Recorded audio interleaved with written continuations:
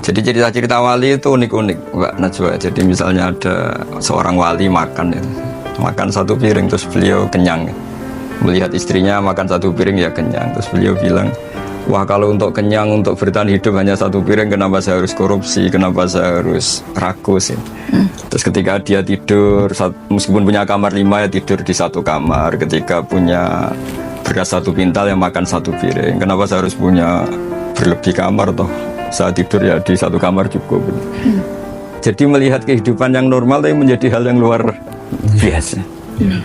Bapak itu kalau ngajarin saya misalnya ada orang di pasar itu nerima transaksi 5.000, 10.000 sudah bilang alhamdulillah. Terus saya ini malu, saya sering punya uang jutaan tidak mesti bisa bilang alhamdulillah. Ini orang awam, orang kebanyakan semudah itu syukur. Jadi sebetulnya didikan kita ini nganggep yang pokok itu ya pokok, yang sekunder. Sehingga dari tradisi pokok ini apa saja kayak berlebih.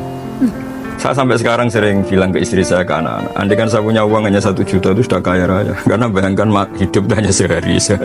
Karena katamu tuhutan, kamu bisa aja mati besok itu. Jadi ya sudah gitu, itu tradisi keluarga kita, tradisi. Sehingga hidup itu nyaman saja. Ya jadi nggak wayulhihimul amal, tidak alhaakumut takatsur ya, karena melihat hidup itu ya sederhana.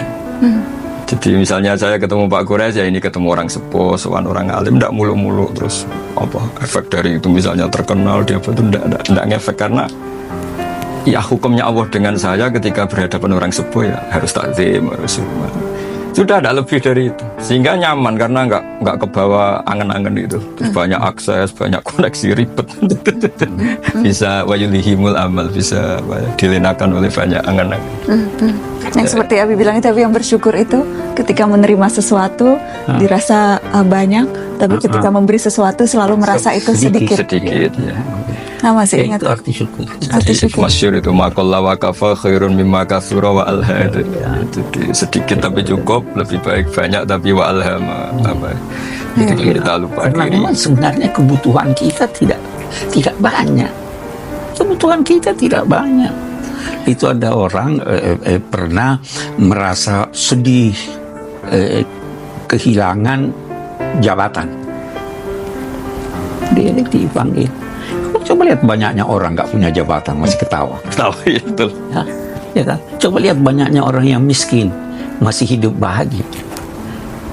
Penyebabnya kamu sedih itu dirimu. Coba lihat setelah beberapa lama kamu kembali normal. Iya. Jadi kita itu sebenarnya. Nah, hal-hal yang begini yang diajar di pesantren. Boleh jadi itu tidak diajar di universitas. Ya. Itu sebabnya kalau dalam agama akal harus diasah, tapi hati juga harus diasah. Letakkan sedikit rasa di akalmu supaya dia lurus. Letakkan juga sedikit akal di perasaanmu supaya dia. Pesantren itu saya nggak tahu sekarang ya toh, tapi yang saya alami begitu. Jadi dididik dengan akal, terus hati diasah, ada wirid, ada ini, itu kan sebenarnya untuk mengasah hati. Amalan-amalan yang dilakukan. Kita ini manusia jiwa dan raga, akal dan rasa harus menyatu semuanya.